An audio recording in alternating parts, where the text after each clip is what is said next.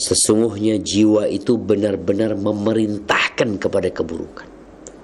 Terus nyuruh kita berbuat dosa. Jiwa menyuruh kita berbuat dosa, setan datang mengatakan, tenang, engkau berbuat dosa, ntar tobat. Tobat. Kan kita disuruh tobat. Allah itu maha pengampun, maha pengasih. Itu yang dilakukan oleh iblis. Maka bagaimana cara kita menguatkan hati kita agar tidak tergoda dengan bisikan iblis dan tidak menurutin keinginan nafsu? Yang pertama, engkau berdoa. Minta rasa takut kepada Allah Azza wa Jalla. Di antara doa Nabi SAW untuk para sahabatnya, Allahumma qsim lana min khasyatika ma tahulu bihi bainana wa baina ma'asik.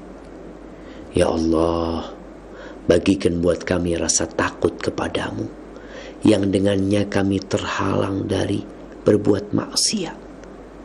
Karena rasa takut ini yang membuat orang jadi berhenti berbuat dosa. Kemudian yang kedua, berlindung dari setan. Ketika bisikan dan ajakan itu datang, katakan a'udzubillahi minasyaitonir rajim.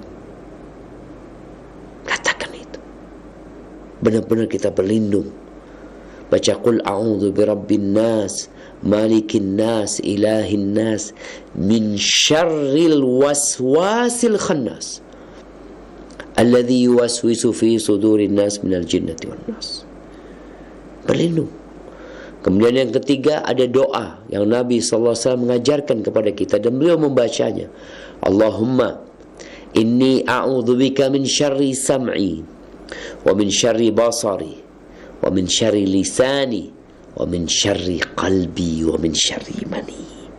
Ya Allah, aku berlindung kepadamu dari keburukan, dari kejahatan pendengaranku, kejahatan penglihatanku, kejahatan lisanku, kejahatan hatiku, dan kejahatan kemaluanku, maniku.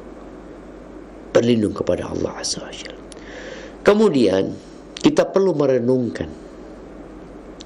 Kebanyakan orang setelah berbuat dosa, dia menyesal. Kemudian dia tobat. Maka bagaimana sekarang engkau merenungkan penyesalanmu nanti? Dapat apa sih kalau engkau berbuat dosa? Ajakan berbuat kemaksiatan itu, kalau sudah berbuat maksiat, terus apa setelah itu? Yang ada gelisah. Dosa itu membuat kegelisahan. Sehingga orang hendaklah menghadirkan kebesaran Allah, pengawasan Allah dengan baca doa tadi. Dan dia juga perlu merenungkan bahwa dampak dari kemaksiatan yang dilakukan itu hanya keburukan buat dia. Nggak dapat apa-apa. Dapat kesenangan yang semu, yang berbalik dengan penyesalan. Dan berkaitan dengan jiwa kita perlu diputus. An-nafsu kat-tifli. Jiwa manusia itu seperti bayi. Bayi. Intuhmilhu. Kalau engkau lengah, bayi ini akan nyusu sampai umur 5 tahun. Dibiarkan nyusu sama ibunya. Oh kesian, udah 2 tahun lengkap masih disusuin, 3 tahun masih disusuin. Seperti itu jiwa manusia, nafsu itu kayak gitu. Wa in taftimhu yanfatim. Tapi kalau engkau putus, bayi itu kalau diberhentikan, nggak nyusu, mungkin dia sakit sehari, 2 hari, 3 hari ya, dia nangis-nangis. Tapi setelah itu dia nggak akan noleh lagi kepada tete ibunya, nggak akan lagi. Dikasih enggak dia mau. Begitu pula jiwa kita. Kita hanya perlu waktu yang tidak lama untuk memutuskan tadi. Dan sampaikan enggak, tidak, katakan tidak kepada nafsumu. Insya Allah dengan cara seperti itu selesai urusannya.